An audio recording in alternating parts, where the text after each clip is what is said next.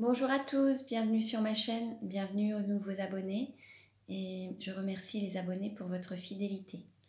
Je vous retrouve aujourd'hui pour un tirage astrologique professionnel pour connaître la tendance pour les personnes du signe du Bélier ou de l'ascendant ou du signe lunaire pour connaître la tendance sur le mois de septembre au niveau professionnel.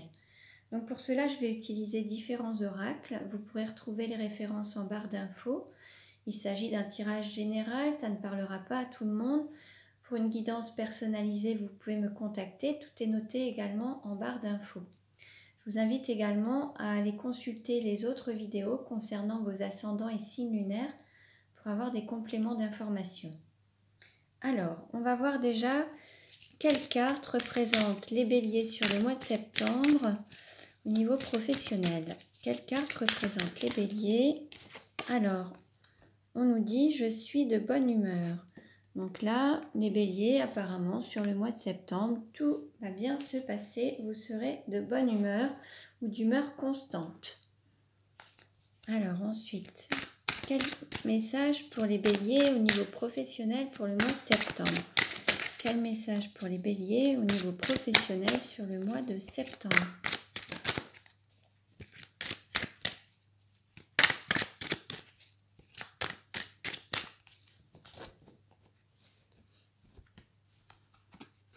Et nous avons la sentinelle. Donc ça, c'est une carte d'ombre. Et on vous dit, vous êtes dans le contrôle, apprenez à lâcher prise. Alors peut-être que certains sont un petit peu rigides, font preuve de perfectionnisme. Certains veulent peut-être tout vérifier, tout contrôler, tout maîtriser. Et là, on vous dit de lâcher un petit peu, de laisser du lest, de vous détendre, de faire preuve de souplesse, de flexibilité et de lâcher un petit peu cette prise et de lâcher un petit peu le contrôle et la maîtrise de chaque situation. Après, il y a peut-être certains béliers qui sont justement dans un métier où il y a cette nécessité de tout contrôler, d'être vigilant pour tout et d'assurer une sorte de sécurité. Alors pour des personnes, des biens matériels, il se peut également qu'il y ait cette rigidité, cette rigueur à avoir qui pourrait par moment peut-être aussi vous épuiser ou vous fatiguer à force de devoir faire preuve constamment de vigilance. C'est possible également. Donc ne prenez que ce qui résonne en vous, hein, c'est un message. Alors, on va voir maintenant pour les béliers. Alors, quelle tendance pour les béliers professionnels pour le mois de septembre? Quelle tendance pour les béliers au niveau professionnel pour le mois de septembre? Alors, en dos de deck, on nous parle de voiture, de déplacement itinérant, contraintes de mobilité. Alors certains béliers ont peut-être des métiers sur la route, font peut-être beaucoup de déplacements, ont peut-être un métier itinérant. Certains ont peut-être des contraintes de mobilité au sens où ils n'ont peut-être pas de véhicule ou dépendent peut-être des transports en commun, RER, TGV, métro. Voilà, c'est possible. Peut-être que d'autres vont prendre la route, vont se mettre sur leur voie, dans leur voie, leur mission de vie, leur mission d'âme. Alors, quelle carte représente les béliers? Quelle carte représente l'argent? Quelle carte représente le cours ou la formation? Quelle carte représente l'intériorité, les origines familiales? Quelle carte représente le cœur? Quelle carte représente le contexte professionnel? Quelle carte représente l'union, les associés? Quelle carte représente le pouvoir, la crise de l'existence? Quelle carte représente les déplacements, le droit? Quelle carte représente la carrière? Quelle carte représente l'entourage? Quelle carte représente la douleur? Voilà. Alors,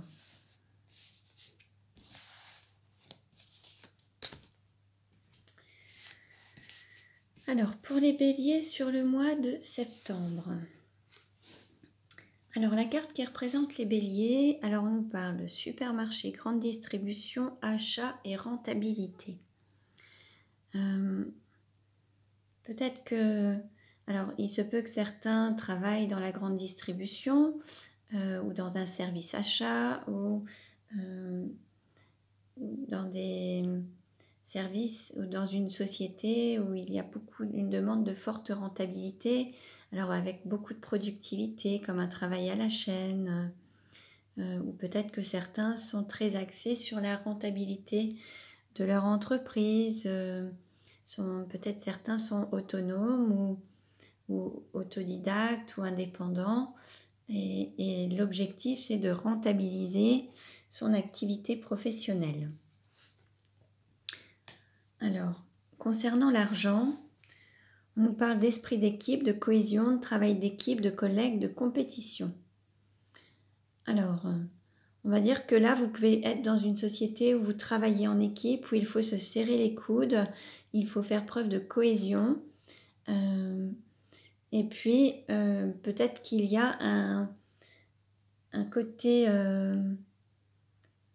compétitif avec des concours peut-être d'organiser par l'entreprise, avec des challenges, des concours en termes de chiffre d'affaires, des concours en termes de nombre de clients, en termes de nouveaux clients, enfin, ou de satisfaction, avec des... Voilà, il peut y avoir votre entreprise qui pour rentabiliser les personnes, joue un petit peu sur peut-être des concours, mettre un petit peu,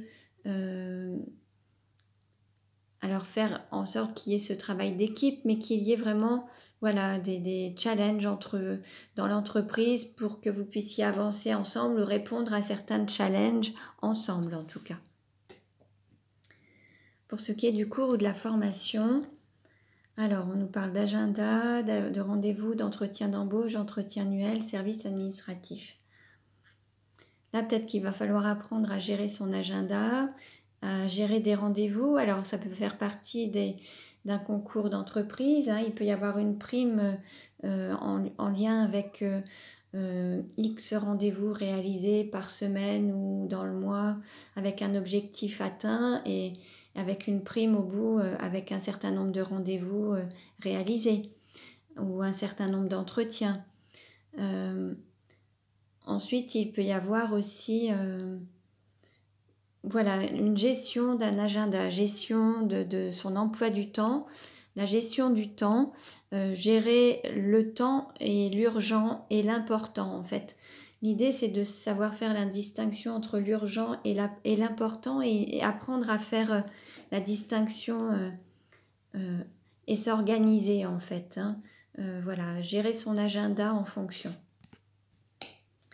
Pour ce qui est de l'intériorité ou des origines familiales, alors on nous parle de spectacles, d'intermittents, d'artistes, de cinéma, d'audiovisuel.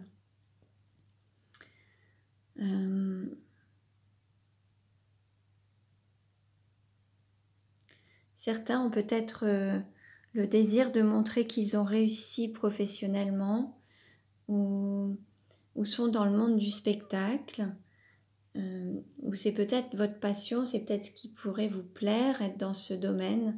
Il y a peut-être au niveau familial aussi des personnes qui ont un côté artistique ou qui sont dans le spectacle, le théâtre, les scènes.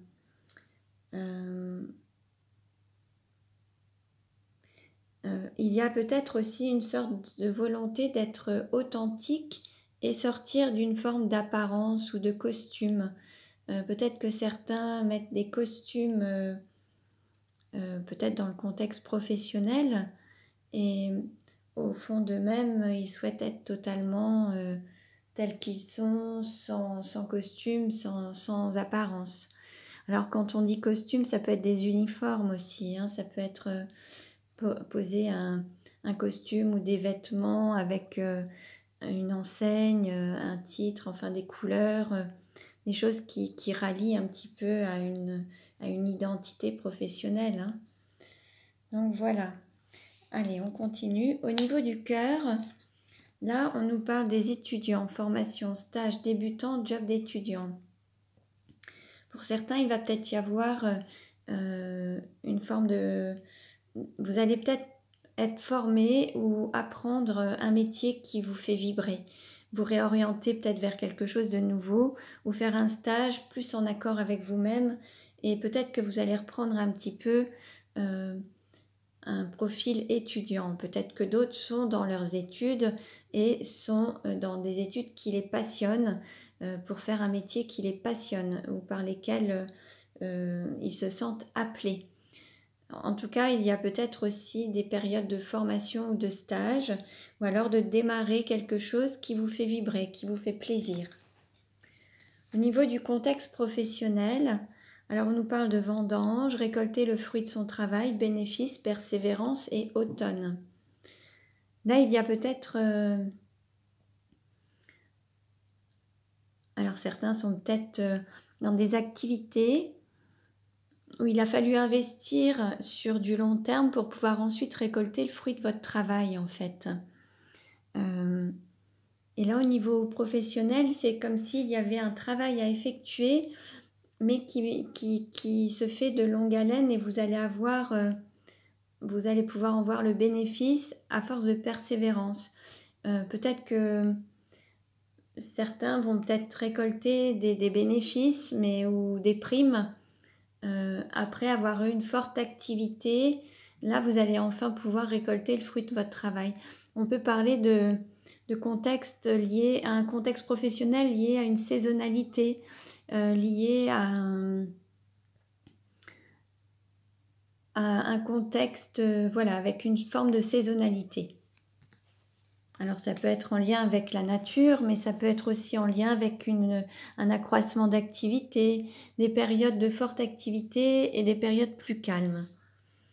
Alors ensuite, on nous parle concernant les unions, les associés, l'entourage, les contacts en tout cas, les collègues ou là, on nous parle de certificats d'aptitude, de réussite et d'autodidacte.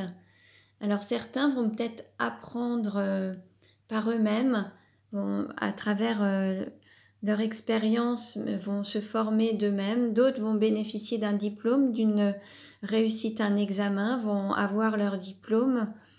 Peut-être que pour entrer pour être reçu dans soit une école, soit une entreprise, il faut avoir certains diplômes, il faut avoir une sorte de laissez-passer et qu'il faut bénéficier de ce diplôme pour vous pouvoir entrer soit dans une école, une institution ou En fait, il y a comme une réussite à un examen, mais ça peut être une réussite à un concours pour pouvoir entrer, un concours d'entrée en fait, un concours, alors que ce soit un concours au niveau national ou voilà, pour pouvoir rentrer peut-être dans la fonction publique ou des concours pour pouvoir passer à un stade supérieur. Hein. Alors, pour le pouvoir et la crise de l'existence, on nous parle de génération, d'entreprise familiale et de transmission des savoirs. Donc, pour certains, vous allez vous retrouver dans des entreprises familiales ou alors où les entreprises vont se transmettre, alors de génération en génération. Il va s'agir peut-être d'entreprises familiales tenues par les grands-parents, les parents, les enfants, avec cette idée de transmettre des biens aux générations futures. Donc ça peut être aussi à travers des terres, à travers l'agriculture, la viticulture, mais ça peut être aussi une entreprise tenue par la famille depuis des années et qui se transmet de génération en génération. Donc ça fait partie un petit peu de cette volonté et on voit qu'il y a quand même une sorte d'esprit familial qui est présent dans ce côté professionnel en fait. Il y a une cohésion, il y a un esprit familial. Vous pouvez travailler aussi en famille. Pour ce qui est des déplacements, de la loi ou du droit et d'éthique, on nous parle de tracteurs, d'exploitants agricoles, de production d'élevage, d'intempéries et de saisonnalité. Alors tout à l'heure, on parlait justement de saisonnalité avec les vendanges. On peut être dans un milieu agricole, viticole, un métier où vous dépendez peut-être de la nature, de la saisonnalité. Et vous dépendez en fait d'une énergie extérieure et tout ne alors il y a certes un grand travail de votre part, mais il y a des éléments de la nature qui interviennent et qui vont aussi survenir pour que vous puissiez récolter le fruit de votre travail. Vous n'êtes pas le seul maître à diriger votre vie professionnelle, il y a des acteurs externes qui interviennent et qui peuvent jouer sur votre activité. Après, on nous parle aussi d'entretien d'embauche. Il se peut aussi que certains soient embauchés dans une entreprise en milieu agricole ou alors dans une entreprise qui aurait une usine ou une entreprise dans un milieu de campagne, un petit peu éloigné de la ville. Pour ce qui est de la carrière, alors on nous parle de Provence, de sud d'été et job d'été. Alors certains vont peut-être faire carrière dans le sud de la France ou dans le sud de leur pays. Peut-être en lien avec le soleil, avec des jobs d'été, une saisonnalité. On peut aussi avoir, travailler dans soit un milieu hôtelier, soit un milieu de vacances en fait, en lien avec tout ce qui est vacances et tout ce qui est loisirs en fait, tout ce qui est travail d'été saisonnier. C'est peut-être un petit peu ce qui vous appelle. Et puis on a aussi cette idée de vendange. Alors là, on peut aussi avoir un travail d'étudiant, des personnes qui font les vendanges, des personnes qui font une saisonnalité. Au niveau de l'entourage, on nous parle de crabes, de paniers de crabes, de jalousie, de critique et de malveillance. Alors il se peut aussi qu'il y ait un entourage qui travaille dans le milieu de la mer, de la pêche, des choses comme ça. Mais il se peut également qu'au niveau des personnes qui vous entourent, alors ça peut être aussi un milieu étudiant ou des élèves, il se peut qu'il y ait quelques difficultés avec ce contexte peut-être étudiant, peut-être également des jalousies ou des critiques. Il se peut qu'il y ait des petits conflits avec un entourage relativement jeune.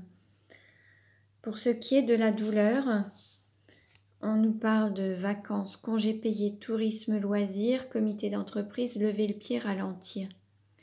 Alors, il se peut que la difficulté, ce soit justement de travailler durant cette saisonnalité et de dépendre du tourisme ou des loisirs. Là, pour certains, vu le contexte actuel, il y a peut-être eu justement des difficultés à récolter le fruit de son travail ou d'avoir des bénéfices, avec une baisse peut-être de l'activité saisonnière, touristique et des loisirs.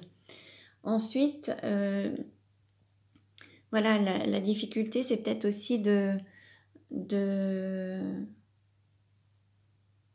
pour certains, ça a peut-être été une sorte de reprise au niveau du travail et de peut-être ne pas avoir de vacances, de ne pas avoir l'impression d'avoir la possibilité de souffler, de se reposer, de lever le pied, de ralentir. Peut-être que certains ont eu une activité accrue ces derniers temps sans cesse, sans s'arrêter, liée peut-être à une saisonnalité.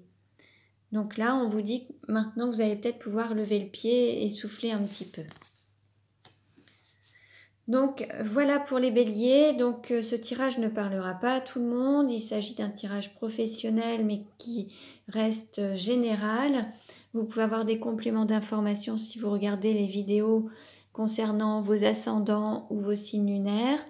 Je peux vous faire également une guidance personnalisée, tout est noté en barre d'infos. Merci pour votre écoute. Vous pouvez vous abonner à ma chaîne pour recevoir les futures vidéos. Je vous dis à très bientôt et prenez bien soin de vous.